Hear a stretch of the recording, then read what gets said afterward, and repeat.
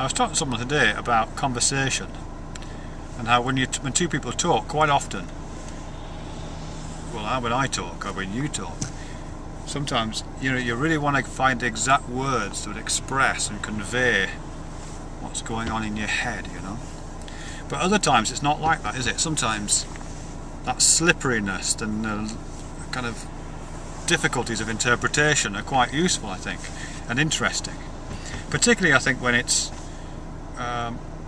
when the conversation is what's important, not the bits of it. When you're making something together. And I think the best analogy from that is something like flirting, or not exactly flirting, because flirting is a bit self-conscious, isn't it? But the stuff that happens. Sorry about the turning, by the way. I'm just dropping into Truro. Not so much flirting, but the kind of sexual chemistry, the sexual tensions that go on between people. Chemistry, yeah, let's call it chemistry that goes on between people. You know what I mean? Because when you're in conversation or communion with someone, and you can kind of sense that there's a bit of chemistry there, or possibly some kind of sexual frisson. It's not that you're trying to communicate that, is it? Or that person is trying to communicate that. I mean, it might be that you've got no control over it at all. In fact, when it's at its best, you've got no control over it. It's just kind of forming in the space between you, I think. Do you know what I mean? And for me, that's a kind of paradigm for a really great conversation. It doesn't belong to either one of you, and it's not under the control of either one of you. In fact, the more control one person tries to get hold of it, the less it works. Just like in the construction of sexual chemistry, the more one person tries to get hold of the reactive compounds, the less reaction takes place.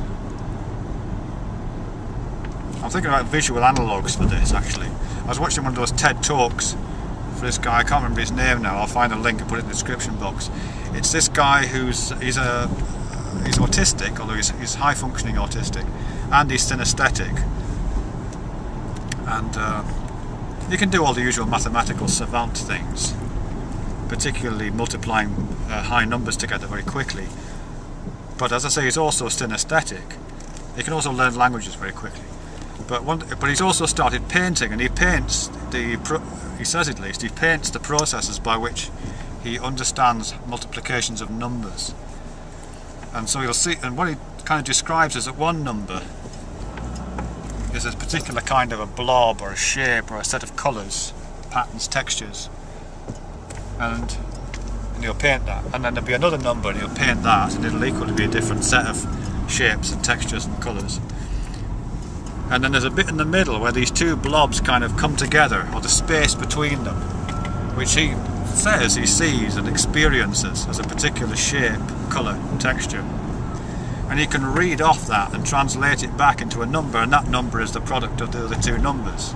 You know what I mean? It's formed in the space between the numbers, is how he describes it, in a way that chemistry is formed in the space between people's psyches, and that conversation is formed in the space between people's words. Does that make any sense? Whee! Round we go! Round we go! Beautiful day today.